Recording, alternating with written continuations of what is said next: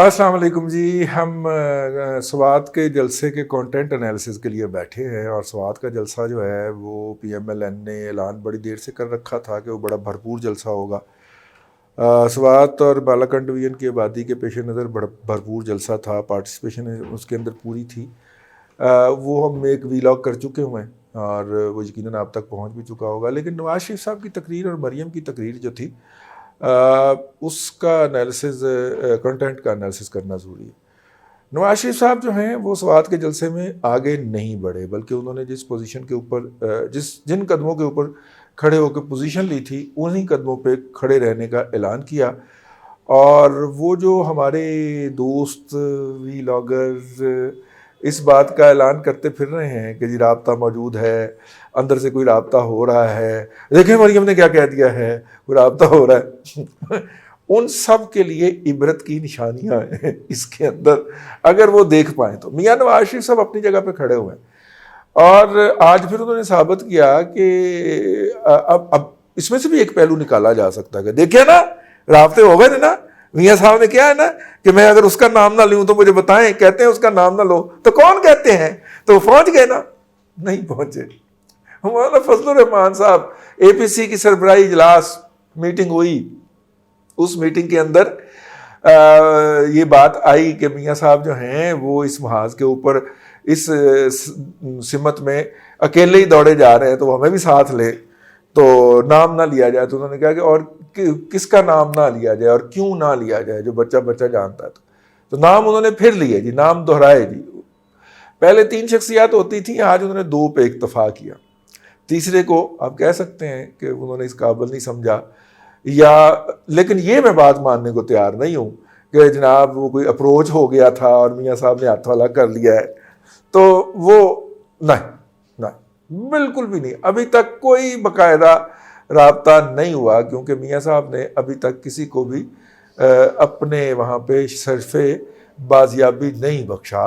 One reason اور the other. میاں صاحب جو ہے وہ دیکھیے، جب آپ رابطے میں آ جاتے ہیں، جب بیٹھ کے آپ مذاکرات کرنے شروع کر دیتے ہیں، یا جو ہوتا ہے وہ پیغام لانے اور لے جانے والا، وہ کیا کہتے ہیں جی اس کو، قاصد جو ہوتا ہے، ہاں، جب قاصد کے ذریعے سلسلہ جنبانی شروع کر دیتے ہیں تو اس کا مطلب آپ انگیج ہو گئے نا. تو اس وقت پاکستان کے اوپر جو حکومت ہے اور حکومت کو لانے والے ہیں، ان کی سب سے بڑی کوشش یہ ہے کہ وہ کسی نہ کسی لیول پہ یہ تاثر اسٹیبلش کرنے میں کامیاب ہو جائیں.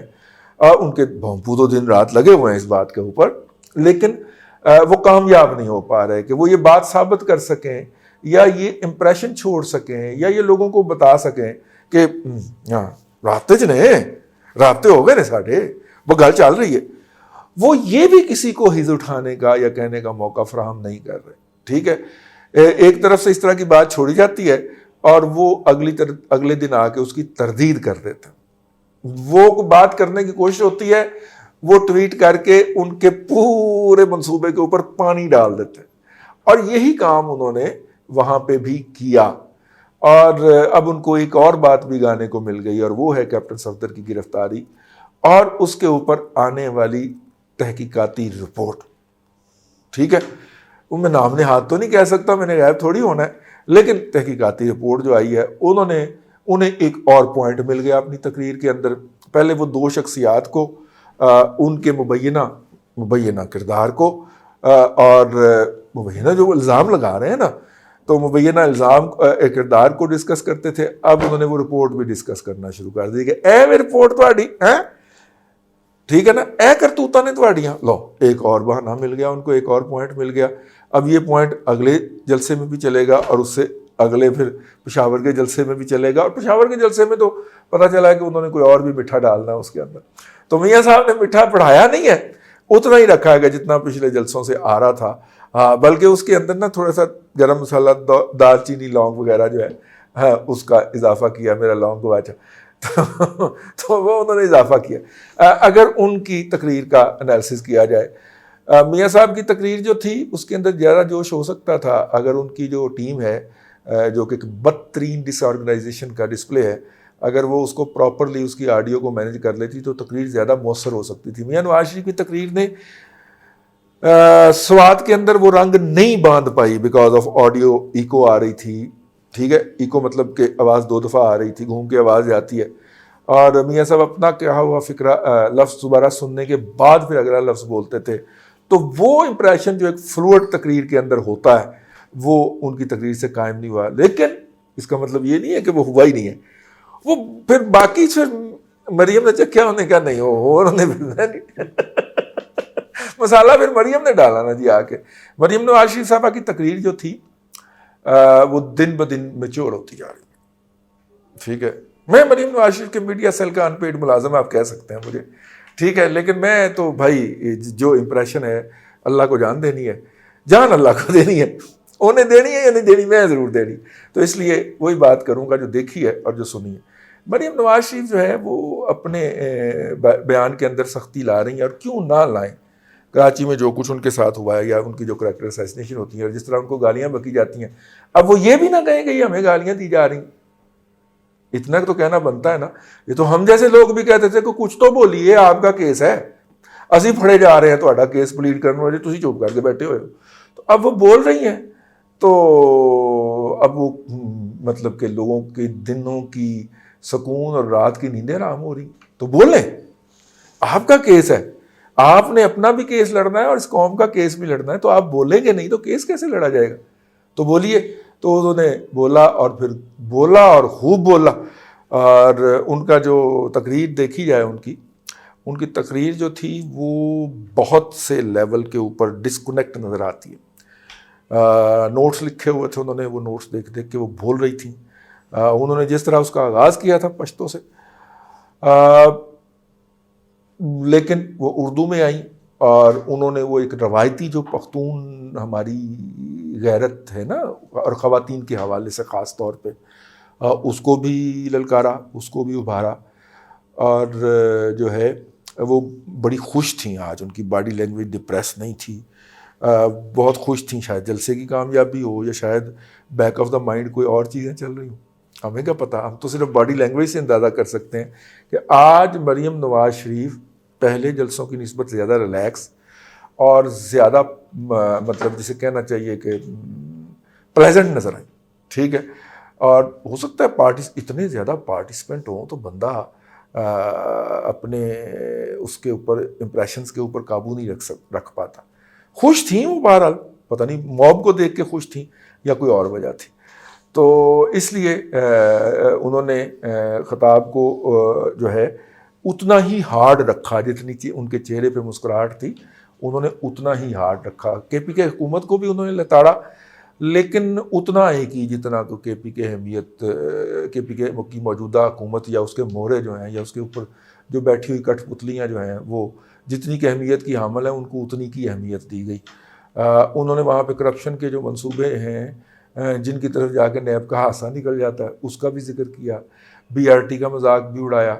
ٹھیک ہے, اور اس کے علاوہ انہوں نے ہر اس بات پہ تنقید کی جس کا ایک گورنمنٹ پرائیڈ لیتی ہے, یعنی کہ اس میں بلین ٹری بھی آ گیا. ٹھیک ہو گئے. اور وہاں پہ لیکن مجھے حیرت اس بات کی ہوئی کہ ایک کڈنی سینٹر میاں نواز شریف کے نام سے میرا خیال ہے یہاں پہ بنایا گیا تھا, اور اس کی ڈونیشن انہوں نے بلکہ اسحاق ڈار صاحب نے شاید اس کی ڈونیشن کی کوآرڈینیشن کی تھی اگر مجھے یاد پڑتا ہے. میاں نواز شریف صاحب کی تنخواہ جو تھی, جو کہ انہوں نے کہتے ہیں کہ انہوں نے نہیں لی لیکن سرکاری خزانہ سے جاری ہوئی تھی, وہ ہر 6 مہینے بعد اس کا چیک اس کی ڈونیشن میں جایا کرتا تھا. وہ انہوں نے بڑی پرسنل ہیڈک لے کے بنایا تھا. میرا خیال پنجاب گورنمنٹ نے شاید اس کے اندر ہیلپ کیا تھا. افتتاح ہوا تھا ان کا 2018 کے الیکشن سے پہلے. وہ جب میڈیکل فیسلٹیز کی بات آئی تو میرے کان منتظر رہے کہ وہ اس کا بھی حوالہ دیں کہ ہم نے یہاں پہ اپنے طور پہ, جب کہ ہماری حکومت نہیں بھی تھی تو ہم نے یہ کام کیا. ٹھیک ہے, لیکن انہوں نے اس کا حوالہ نہیں دیا. ان کے سپیچ رائٹر کی یہ کمی ہو سکتی ہے, دینا چاہیے, کریڈٹ لینا چاہیے. بھائی ہماری اس جگہ پہ حکومت بھی نہیں تھی اور ہم نے اپنی ذاتی کوششوں سے یہ اتنا بڑا انسٹیٹیوٹ جو ہے, کڈنی کا کوئی ادارہ ہے, کوئی ہاسپٹل ہے, اس طرح کا کوئی ہے. ٹھیک ہے, وہاں پہ وہ بھی ہوتے ہیں, وہ جو واش ہوتے ہیں نا کڈنیز جو ہیں, وہ کیا اس کو کہتے ہیں, ہاں, وہ بھی بہت بڑا سسٹم انہوں نے شروع کروایا تھا. تو وہ بھی کیا جی, اس کا حوالہ نہیں دیا. سمجھ نہیں آئی کیوں نہیں دیا. ڈس آرگنائزیشن کہہ لیں, اسپیچ رائٹر کی کام آگاہی کہہ دیں یا لیڈرشپ کا جو ہے وہ اپنے ہی اچھے کاموں سے آگاہ ہونا نہ ہونا کہہ لیں. مطلب جب آپ موٹر وے کا ذکر کر رہے ہیں تو اس ہاسپٹل کا بھی ذکر کرنا چاہیے جو کہ وہاں پہ بنایا گیا تھا. یہ لیک کیا. ان کی سپیچ جو تھی ایک وہ بات ایک آرگومنٹ دیتی تھی, اس آرگومنٹ کو اگلے آرگومنٹ سے جو تھا وہ کچھ کو انہوں نے جوڑا کچھ کو نہیں جوڑا, ایبرپٹلی ایک نئی بات شروع ہو جاتی تھی. لیڈرشپ کی قیادت لیڈرشپ کی جو سپیچ ہوتی ہے اس کے اندر فلو ہونا چاہیے. فلو نہیں تھا, مسالہ تھا.